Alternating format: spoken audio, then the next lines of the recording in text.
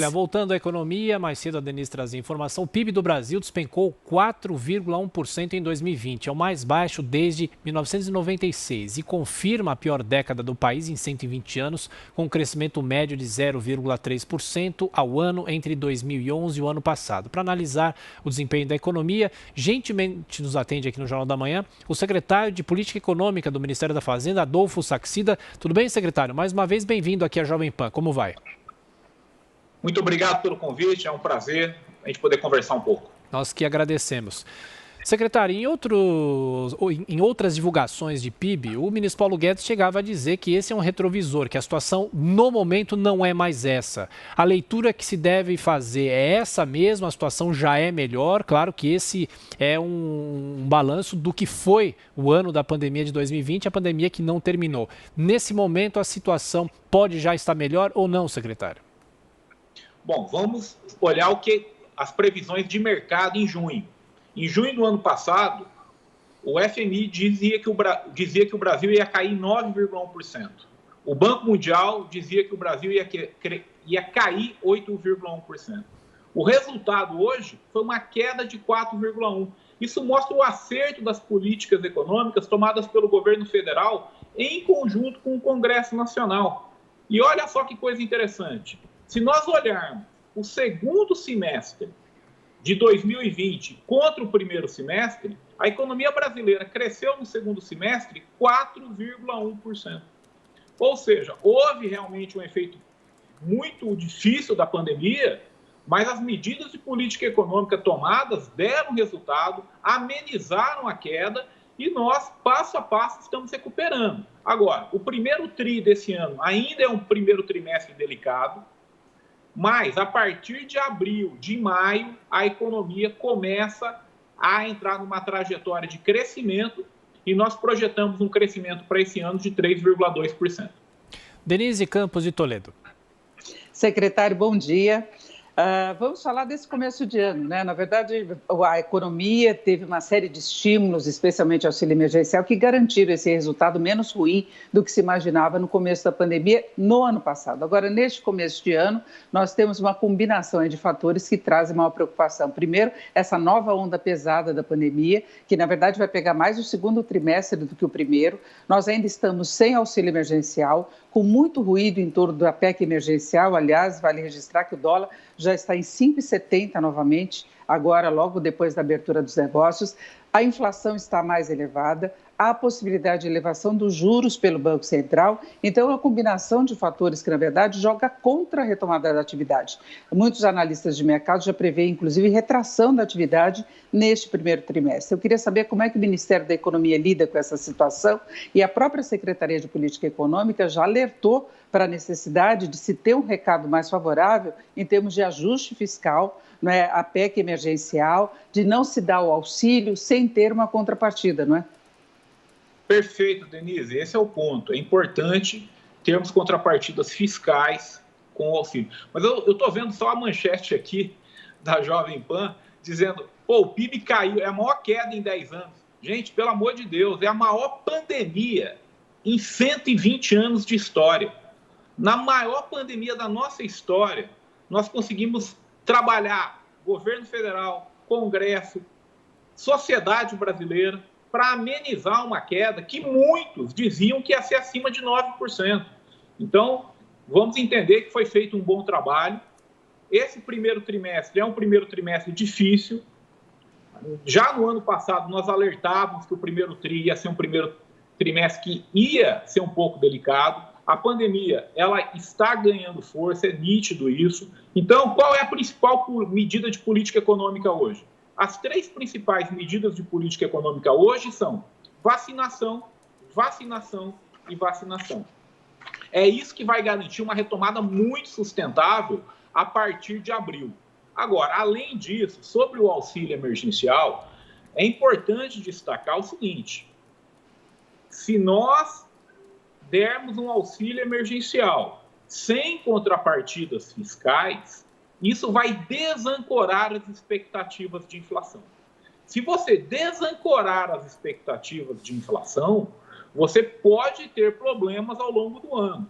Então, eu tenho certeza absoluta que, mais uma vez, o Congresso Nacional vai ser parceiro da agenda econômica do governo e, tal como nós trabalhamos juntos desde 2019, vamos juntos aprovar uma PEC emergencial que tenha o auxílio para a população carente, mas tenha também as contrapartidas fiscais necessárias para ancorarmos as expectativas e prepararmos a retomada econômica.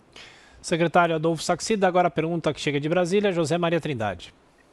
Pois é, secretário. Daí a importância, né, da aprovação da PEC no Congresso Nacional. Fundamental a aprovação dessa PEC emergencial, já está encaminhada, vai direto ao plenário da Câmara, assim que for aprovada no Senado, que deve acontecer hoje. Eu queria que o senhor dissesse assim, as bases de retomada no pós-pandemia. Quer dizer, o Brasil está preparado para isso? As empresas brasileiras vão suportar o tranco? Vão, veja. Como eu estou dizendo, em junho, tinha gente prevendo uma queda da economia brasileira acima de 9%.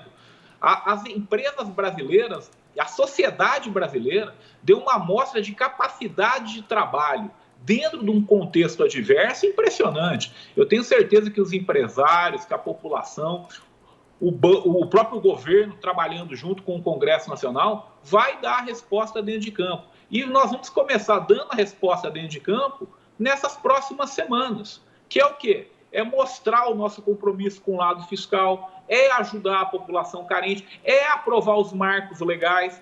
Eu gostaria de lembrar que durante a maior pandemia da história, o Congresso Nacional aprovou marcos legais importantíssimos. Novo marco do saneamento, nova lei de licitações, nova lei de falências, e autonomia do Banco Central. Então, a agenda pró-mercado de consolidação fiscal tem no Congresso Nacional um grande parceiro, e eu acredito que com a liderança do ministro Paulo Guedes e o apoio do presidente Jair Bolsonaro, nós vamos prevalecer e vamos conseguir pavimentar o caminho para um bom ano. Pergunta de Paulo Figueiredo. Bom dia, secretário. O senhor está correto em dizer que a queda do PIB foi muito abaixo até das expectativas que se tinha no início do ano e que isso aconteceu principalmente graças a uma recuperação no segundo semestre, quando as medidas de restrição foram, de certa forma, um pouco mais liberalizadas. Agora tem muita gente discutindo aí novos lockdowns, medidas de restrição ainda mais duras. Qual vai ser o impacto disso no PIB de 2021, se caso aconteça? Olha, eu agradeço a pergunta e assim, nós temos que entender que todo mundo está tentando fazer o seu melhor.